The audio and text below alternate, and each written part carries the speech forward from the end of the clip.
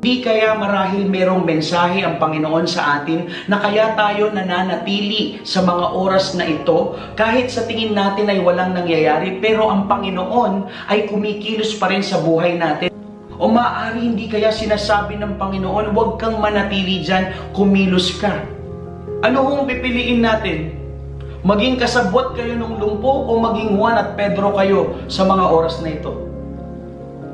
Gusto po ng Diyos na makita natin na sa lahat ng oras, kahit tayo po ay nasa loob ng tahanan, siya pa rin po ay patuloy na kumikilos. Kaya tayo pong lahat, inaanyayahan ko kayo, I challenge you, do something.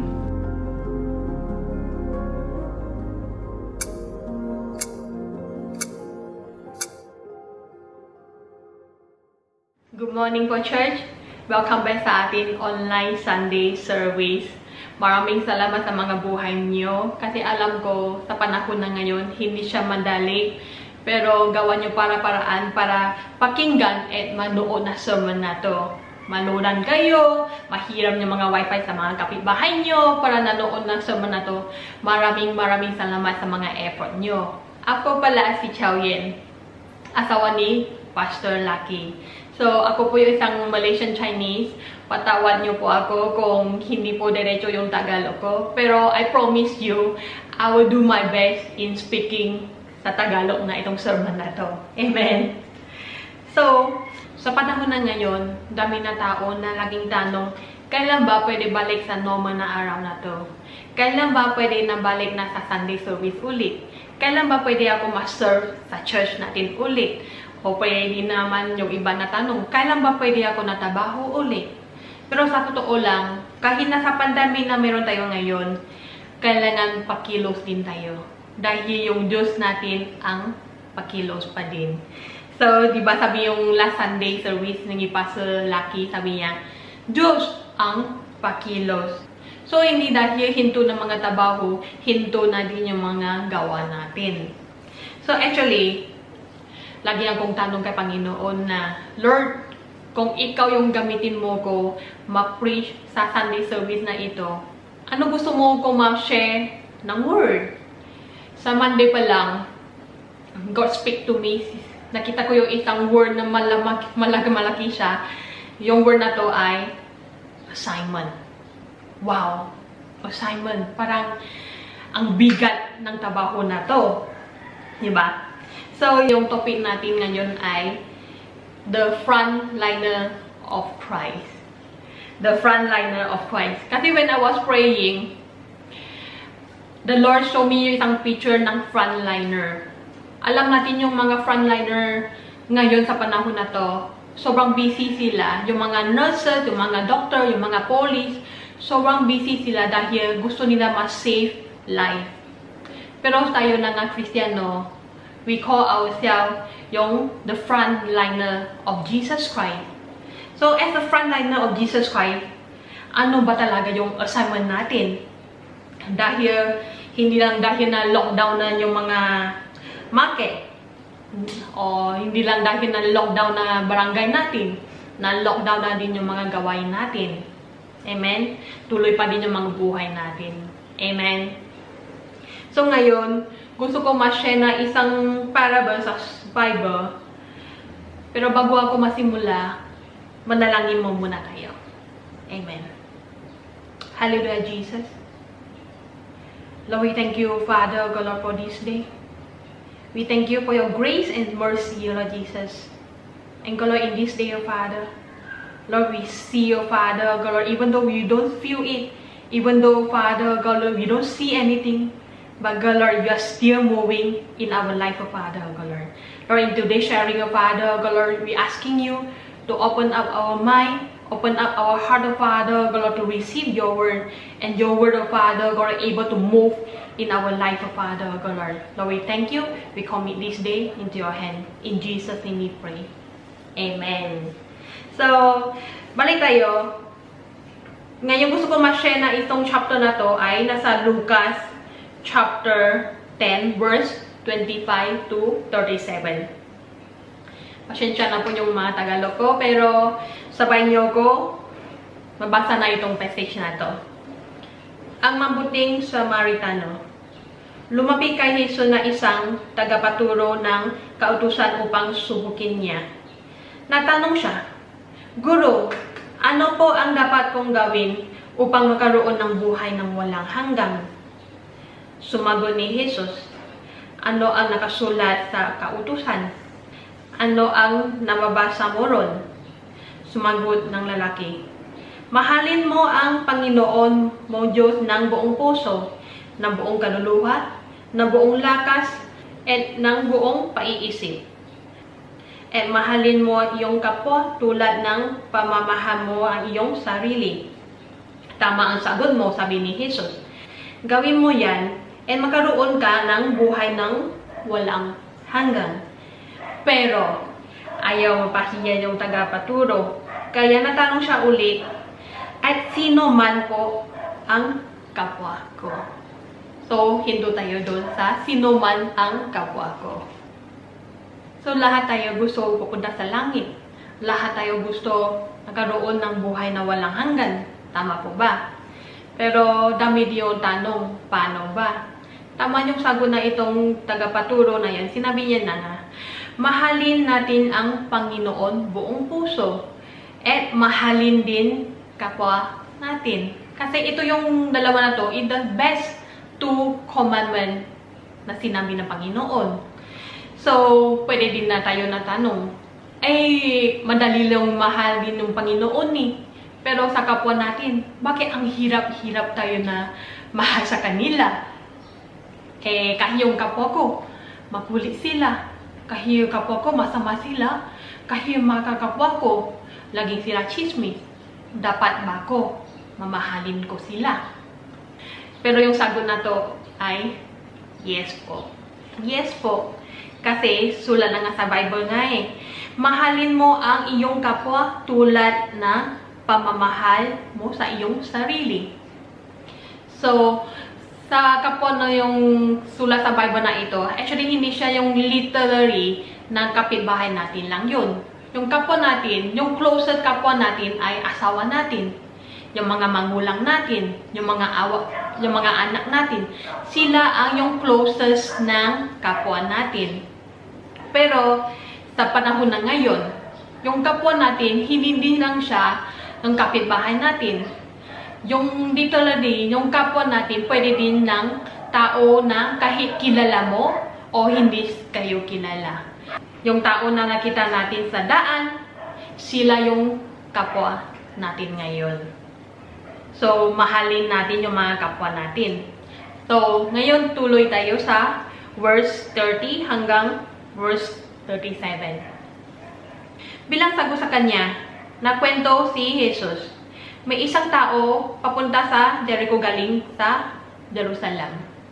Sa English na Bible na to, na-mention niya, itong taong ay lalaki ng Hudyo. Hudyo siya. Tutuloy tayo. Habang nalalakad siya, hinarang siya ang mga tulisan. Kinuha nila ang mga dala niya, pati na ang suot niya. Binuhod nila siya ay iniwang halos patay na sa tabi ang daan. Nakataong dumaan doon ang isang pari. Nang makita niya ang taong nakahandusay, lumihi siya ay napatuloy siya kanya panalakad. Sa verse 32, napadaan din ang isang Levita, ang nakita niya ang tao. Pero lumihis din siya sa kabilang daan at napatuloy sa kanya panalakad. And sa verse 33, pero may isang Samaritano na lalabay na napadaan dun. Nakita niya ang taong nakahandusay na naawa siya. Nilapitan niya ang lalaki, hinugasan ang ala ang sugat, binuhusan ng langis at saka binendahan niya. Pagkatapos, isinakay niya yung tao sa sinasakyan niya hayop. Dinala sa bahay panuluyan at inalagan dun. Kinabukasan, binigyan ng Samaritano ang pera ay mayari ng bahay panaluyan ay sinabi, alagaan mo siya. Ay kung kulang pa yan sa magagastos mo, ay babayaran kita, babalik ko. Then sa verse 36, natanong ngayon si Jesus sa tagapaturo ng kautusan, sa palagay mo, sino sa tatlong ito ang napakita na siya ay tunay na kapwa-tao na biktima ng mga tulisan? Sumagot siya, ang tao pong napakita na awa sa kanya. Sinabi sa kanya ni Jesus, lumakat ka at ganun din ang gawa mo. Sa context na ito, yung lalaki na nakahandusay ay Hudyo. Sa panahon na noon, yung Hudyo tsaka yung Samaritano, meron sila culture conflict. Nagalit sila sa isa-isa. Pero sa context na nabasa natin kanina, na sinabi niya na yun, tayo na nga, parang katulad na itong lalaki ng Hudyo. May sugat tayo, nasaktan tayo, dahil sa mga problema sa mundo dito, dahil sa mga tao na sa mundo dito, yung mga kasalanan na ginagawa natin. Dahil doon, we are hurt, we are wounded, nasaktan tayo, nasugat tayo. Tapos kita natin sa verse 31, nang dumaan isang pari. Yung pari na yon, ito ang symbolize na religious ritual. Yung ritualism. Siguro nang pwede tayo na sinabi ng, kasi pari sila, sobrang sila religious sa mga simbahan nila. So, ito yung sinabi natin, hindi lang dahil napunta sa church ng linggo-linggo, nalitas na tayo. Kasi, ritualism cannot save us. Tapos, sinabi yung din sa verse 32, yung Levita, in the Old Testament, they are the assistant of yung mga pari. So sila, yung tao na keep the law. They protect yung mga law. Sinabi yung dito, yung Levite na yan, cannot even save yung Hudyo na yan. So inisabihin niyo ito, kahit yung law na hawak natin, cannot save us. So ano ba dapat gagawin natin para maligtas tayo? Si Jesus, siya ang parang itong mabuting Samaritano. Tayo na nga parang itong Hudyo. Nasaktan tayo na yung mga tao nag-give up na nila sa atin. Yung mga tao hindi sila intindihan sa atin. Pero itong Samaritano, si Jesus Christ, when you need someone to be with you, laging andyan siya para sa atin lahat. So when no one even care for you, remember this, Jesus cares for you. Amen. So sa verse 34, napansin nyo nito, sinabi niya, nilapitan niya ang lalaki, hinugasan ng alak ang sugat, binuhusan ng langis, saka binendahan. Yung alak na yung sugat dito, sa English, syempre, wine. Alam natin yung wine na to, pa magaling mga sugat. Kasi wine, meron sila alcohol. Sa panahon na ngayon, the wine speak of the blood of Jesus. Dahil sa blood of Jesus, nalinisin niya yung mga kasalanan natin, yung mga sugat natin. Patuloy din, sinabi niya, binuhusan ng langis, saka binendahan. Yung langis na yan, sa Old Testament, the anointing was used to cleansing and to make holy. Yung both wine at oil na yan, ito ang symbolize na it will bring healing and restoration. The wine, kung napansin nyo, paano sila nagawa ng mga wine at oil? Diba yung wine, kung gusto mo yung matamis na yung wine na yan, o tsaka oil, kailangan ka mag-crush yung mga grapes, yung mga olive, para meron lumabas yung mga matamis ng wine at saka langis. So, sa picture na to, naaalala mo ba kay Jesus Christ? Bakit ba? Now, I bring you to another picture, which is Kung naalala nyo, before Jesus Christ dying on the cross, anong ginagawa yung mga tao sa Kanya? Sa Book of John, chapter 19, verse 2 to 3, sinabi niya dito, gumawa ang mga sundalo ng koronang tinik at ipinutong kay Jesus.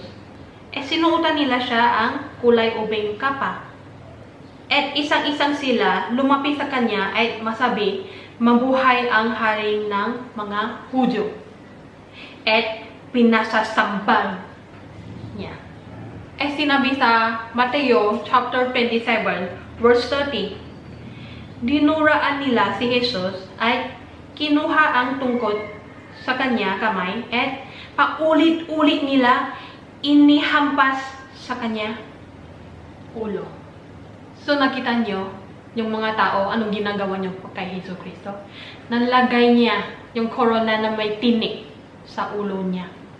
Tapos, paulit-ulit nilang inahampas sa kanya ulo. This is our God. Ginagawa niya to para kapalit ng kalitasan natin. So when Jesus died on the cross, He was crushed, He was beaten. Nasaktan siya para kapalit ng kalitasan natin. So dahil doon, ginamit na itong verse na to, meron siyang wine, tsaka oil. Ngayon tuloy tayo sa verse 35. Kinabukasan, binigyan ng Samaritano ang pera ang may-ari ng bahay panuluyan ay sinabi, alagaan mo siya, ay kung kulang pa dyan sa magagastos mo ay babayaran kita, pabalik ko. So in this picture, nakita nyo din, Jesus paid the price for you and for me. Para maligtas tayo. Sa mundo na to, ang dami nasugatan ng mga tao. Kahit kilala mo naman o hindi ka kilala, ang dami tao doon may sugat. Siguro hindi na sila nasugatan sa pisikal na katawan, pero marahil ilan dyan naksaktan dahil sa emosyonal nila, dahil sa financially nila, dahil sa spiritual nila, kailangan nila ng tulong mo. So, hindi tayo kailangan antay na hanggang tapusin ang lockdown na to. Don't wait for better condition. Don't wait until more convenient. Sabi ni Pastor Lucky last week, di ba? Marahil ngayon itong araw na ito para sa'yo matulong sa ibang tao. Marahil ngayon ay itong araw na to, malingkod tayo sa ibang tao. So, sabi ko nga, yung tayo, yung frontliner of Jesus Christ, ano ba talaga yung assignment natin sa mundo na ito at sa panahon na ito? Remember this, every day, there are opportunity for us to help others. Every day, there are opportunity for us to serve others. Opportunity to share Jesus to them. Pwede tayo ma-text sa mga kaibigan natin. Pwede tayo ma-call sa mga pamilya natin. At pwede tayo ma-sharean yung salita ng Panginoon sa kanila. Naalala ko yung last 2 weeks ago, yung ginawa nila Ate May, Ate Tess, yung mga leader natin. Dahil God speak to them, God move their heart. Bakit ba hindi tayo natulong sa mga frontliner na nasa daan mo yun? Natanong sila, pwede ba kami natulong din ng mga frontliner na yun? Siyempre, yung sagot namin, go! Mabuting nang gawa na to. So, anong ginagawa nila? Naluto sila, na-pack lunch nila, para nabigay sila ng mga frontliner. Dahil sa itong mabuting gawa na nila, all glory belong to Jesus. Amen. Kasi sinabi niya sa Efeso chapter 2 verse 10. Sabi niya sa verse na to, niniha tayo ng Diyos ay pakikipaisa natin kay Hesus Kristo. Binigyan niya tayo ng bagong buhay para gumawa tayo ng kabutihan na noon pa ininalaga ng ang Diyos na gawa natin. So we are born for our purpose. We are born to do good. Nabuhay tayo sa mundo na to, hindi lang display lang sa bahay. Nabuhay tayo sa mundo na to, hindi puro sa game na yan, puro movie watching lang. Pero meron tayo purpose sa buhay. Do not miss our opportunity to serve others. Do not miss our opportunity to help other people. Amen. So ngayon ba, sa panahon na ngayon, alam ko dahil sa lockdown na yun, hindi pwede lumabas tayo sa bahay. Pero, if we call ourselves as a frontliner of Jesus Christ, ano ba dapat gagawin natin? So, let me give you a tips. Yung una-una, as a frontliner of Jesus Christ, the first thing we need to do is pray. Siyempre, we cannot call ourselves as a Christian kung hindi tayo ma-pray. Prayer is a one way of communication tayo kay Panginoon. We cannot call ourselves a Christian if we ourselves not even talking to God. Tama ba? So as a Christian, the more that we pray, the more na yung relationship natin kay Panginoon, it will grow closer and deeper. Amen. So pangdalawa ay serve. So how? Sa panahon na ngayon, how can we serve other? How can we even go out the house to serve other? Siguro na sa panahon na ngayon, God is making a way for us to serve our family. So, syempre, as a family, ngayon lang, gusto ko ma-challenge yung mga youth. Sa panahon na ngayon, why don't we serve our parents? Nalaba tayo, naluto tayo, nalinis tayo ng bahay to serve our parents. Sa mga kapwa natin, why don't we take this time to cook for them, to buy some grocery to them? We still can show love through our action to serve them. Amen? So, pang-tatlo ay share. Share what? Of course, share the love of Jesus Christ. Pero paano ba? Di ba nabanggit na si Pastor Lucky last week? Sabi niya, sinabi yung Satan kay Panginoon. Sabi niya, dahil sa COVID-19, I will close down every church. Tapos, anong sagot ng Panginoon? Salamat sa COVID-19. Dahil sa COVID-19, when you close down every churches, there is opportunity for me to open the church in every household.